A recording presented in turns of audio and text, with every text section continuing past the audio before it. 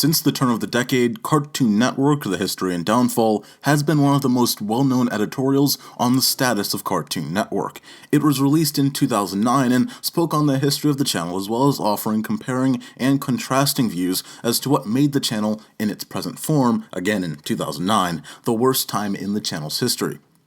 I've spoken a number of times and made a number of editorials on the status of Cartoon Network, but I'd like to give a clearly explained history of the channel from 2007 through 2014, known as the Snyder Era. In the 2 years since replacing the beloved Jim Cohen, a swath of original series had been slashed. Ed, Edd and Eddy, Foster's Home for Imaginary Friends, My Gym Partner's a Monkey, The Grim Adventures of Billy and Mandy, Class of 3000, Codename Kids Next Door, and Camp Lazlo, all within a 23-month period, were eliminated from production. Cartoon Fridays were rebranded and limped along into obscurity, which led to declining ratings. In September of 2008, Toonami had been killed off as well, though the block was also facing ratings declines, and there was more reliance on acquired programming. Chowder, The Misadventures of Flapjack, Ben 10 Alien Force, and The Secret Saturdays were greenlit in the same 23-month period the previously mentioned cartoons ended production. Additionally, those classic cartoons weren't completely ignored. Many were still aired as reruns on the Boomerang channel, meaning the quality content was still being recycled through Cartoon Network's brand as a whole. Snyder's early reliance on acquired programming has been pointed negatively towards series like 16, Total Drama Island franchise, The Mr. Men Show, The Garfield Show, and particularly Johnny Test, however, ignores the great games the channel had from them. Series like Batman, The Brave and the Bold, Mega Man Star Force, Chaotic, The Superhero Squad Show, and many more kept the channel energized with new premieres and content, particularly Star Wars The Clone Wars, which brought in massive ratings. You're watching Cartoon Network. In 2009, Snyder launched CN Reel, a Wednesday night block of live-action shows. There were 6 series: Bobby Says, Brain Rush, Dude What Would Happen, Destroy Build Destroy, Survive This, and The Othersiders. The block received massive backlash from fans and even employees of Cartoon Network itself. Ratings for the block were unnoticed to that of the time slot prior to its launch. Snyder launched the Cartoon Institute, a gallery of animated shorts meant to kickstart the next set of Cartoon Network original series. It didn't execute its job of 150 shorts and was canned, but would leave a positive impact on the channel in the not-too-distant future. Nothing could replace those iconic Cartoon City bumpers, but the Will Arnett voiced-over bumpers called nudes were unique in their own way and gave the late 2000s its own identity. Though Snyder damaged the Fridays brand, Har Har Thursdays kicked off new premieres through 2010. Before the turn of the decade, Snyder added Johnny Bravo, Samurai Jack Seasons 1 through 4, Powerpuff Girls, and Courage the Cowardly Dog to Boomerang, while also attempting to energize the channel with programming blocks like Boomerandom and Those Meddling Kids. 3 years into Snyder's Cartoon Network, and you'd find reruns of some classics on both Cartoon Network and Boomerang, a slow addition of new originals like Chowder and Flapjack, and a massive library of acquired series for all ages. New bumpers changed the tone of the channel, and Cartoon Network was testing its chances with live-action content.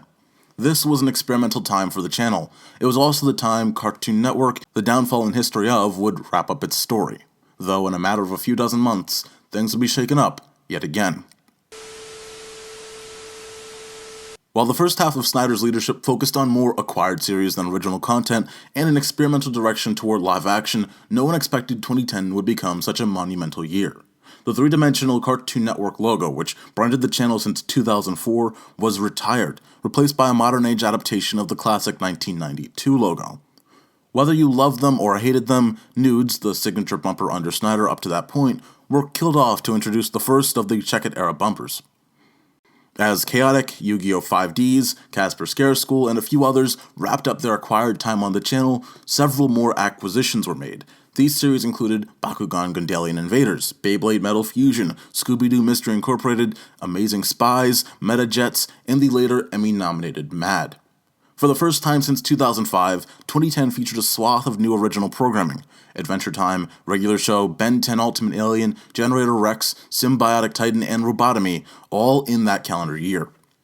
Regular Show was the first of 3 series that was a positive result from the failed Cartoon Institute. This growth came at a cost, and Chowder, The Misadventures of Flapjack, The Secret Saturdays, and Ben 10 Alien Force ended production in the same year. However, most of these series lived on through reruns and weren't just killed off. Ben 10 Alien Force, for instance, obviously was replaced by Ultimate Alien, a natural successor that continued the story. Flapjack and Chowder were still aired on Cartoon Network daily and would share the schedule alongside newcomers Adventure Time and regular show. The Secret Saturdays aired on Boomerang. Snyder wasn't just kicking off older series. Just before year's end in late December, Adult Swim began premiering an hour earlier, 9 p.m. 2010 was a year primarily focused on rebranding the image of the channel and backing up that image with a new swath of original and acquired content.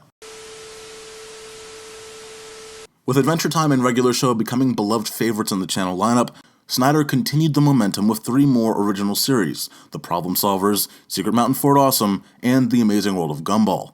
The Problem Solvers was thought of as one of the worst cartoons of all time, and was pulled from the channel in less than a year. Secret Mountain Fort Awesome, though praised for its unique animation, was also out by the following year. Additionally, Symbiotic Titan and Robotomy ended production as well. The ending of Symbiotic Titan brought substantial anger from the Cartoon Network community. Snyder pointed toward low viewership, while rumors soared for a number of reasons, including Cartoon Network's lack of support, a dispute between creator Genndy Tartakovsky and Cartoon Network, and a lack of a toy line for further brand development. While Snyder had programmed a daily schedule that emphasized basically everything, classic originals, new originals, live action, and acquired content, a few more classics were taken out. These included Powerpuff Girls and Dexter's Laboratory. However, as they were already accessible on Boomerang, it didn't leave a gaping hole of classic content. Continuing on the utilization of acquired programming, Snyder brought in over half a dozen new series, including Bakugan Mectanium Surge, Redakai Conqueror of Kairu, Beyblade Metal Masters, Sidekick, Almost Naked Animals, Scaredy Squirrel, Thundercats, The Looney Tunes Show, and Young Justice. Though no live-action series were launched in the year, the Hall of Game Awards officially debuted and Level Up was greenlit to release the following year.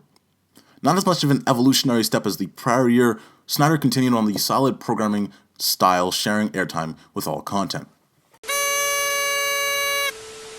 The channel that started as an experiment in 24/7 animation was turning 20. But before the network's official birthday on October 1st, many things were developing to make this year all the more special. And in a final attempt at live action, Tower Prep and The Incredible Crew premiered. As of February 2018, these are the last live-action series that have aired on Cartoon Network.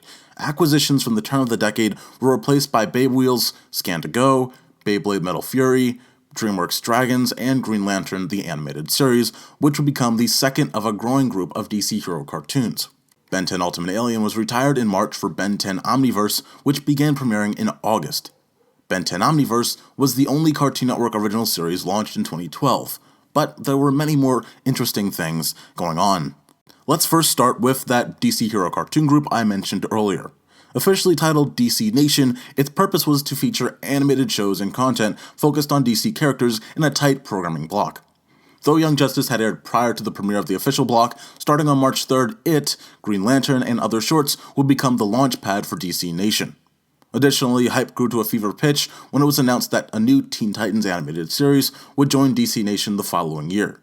However, the treatment of DC Nation would continue the hatred towards Snyder, as in October, the block was pulled from the channel completely. Even employees working on DC Nation reportedly learned about it from fans, not the company itself. It will return months later, at the start of 2013, however there still has been no explanation for its extended removal at the time. Toonami was revived. Many forget that thoughts of Toonami's return were of unlikely fruition under Snyder, so when the anime blog returned on April Fool's Day, only to later become a permanent reboot a few months later, it seemed like a dream. So, a negative with DC Nation, a positive with Toonami, what else? Snyder's revival of Cartoon Planet was a celebration of Cartoon Network's 20th year. Launching on March 30th, 2012 and featuring Dexter's Laboratory, Foster's Home, Johnny Bravo, Powerpuff Girls, and I Am Weasel, the block compiled classic cartoons that hadn't seen primetime Cartoon Network slots in years. For Snyder's final full year, overseeing Cartoon Network continued his solid resurgence of original content with the additions of Uncle Grandpa and Steven Universe. 2013 was also a year of originals ending production. Few batted an eye to the removal of Problem Solvers. Generator Rex's removal, however, caught many viewers' attention, finding its end that year as well. A Powerpuff Girls special was confirmed in January, with a release in 2014. Acquired content continued to shift with Beyblade Shogun Steel, Tenkai Knights, and Legends of Chima sliding into the programming lineup. DC Nation returned after its controversial extended hiatus brought on by the network itself. Even Otter, Green Lantern, and Young Justice, which had been contained to the block, ended their runs immediately in March. DC Nation shorts were the only content in production for the block until April 23rd, when Teen Titans Go would make its first premiere. Beware the Batman would arrive in July but wouldn't live past this calendar year. 2013 would see the end of The Incredible Crew and Level Up, finally marking an end of all live-action production from Cartoon Network. In terms of original content, during his remaining time as president, Cartoon Network premiered Mixels and Dance Pants Revolution, the now infamous Powerpuff Girls special. DC Nation, which launched with high acclaim, was now essentially a Teen Titans Go block, though nowhere close to the amount of airtime seen in 2016 through 2017. Cartoon Planet, which had aired since 2012, officially ended in February, wrapping up with Kids Next Door, Mad, Powerpuff Girls, and Johnny Test. The remaining acquired series that premiered under Snyder was Beyblade Bay Raiders, and the final Hall of Game Awards premiered in February.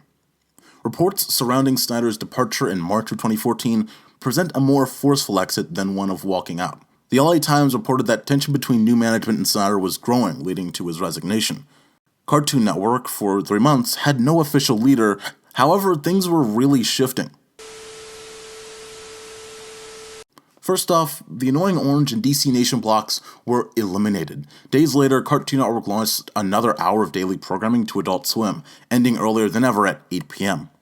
Weeks after Snyder's departure, Bay Raiders ended its run on the network. In May, the DreamWorks Dragons TV series announced it would be leaving Cartoon Network by spring 2015 and moving to Netflix. Clarence was the only original series to launch during the space between Snyder and Miller eras. The Tom and Jerry show was the only new acquired content. Over at Boomerang, a number of shows stopped airing completely. These included Teen Titans, Ben 10 2005, Ben 10 Omniverse, The Secret Saturdays, Samurai Jack, Cow and Chicken, Hero 108, The Jetsons, Huckleberry Hound Show, Johnny Quest, Yogi Bear and the Yogi Bear Show, The Pebbles and Bam Bam Show, Speed Buggy, and Josie and the Pussycats, all eliminated from the Throwback channel in this time period. Whoever was pulling the strings at Turner effectively made a huge difference in scheduling the content within 3 months. Anyway, guys, I hope this filled you in on a lot of content about the Snyder era, about Cartoon Network under Snyder.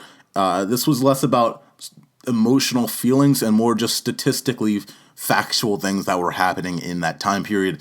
I even tried to fill in, like I did, acquired content, not just original cartoons, so you really got to understand, was Beyblade here? Was Bakugan here? What was going on? I wanted to really give the environment.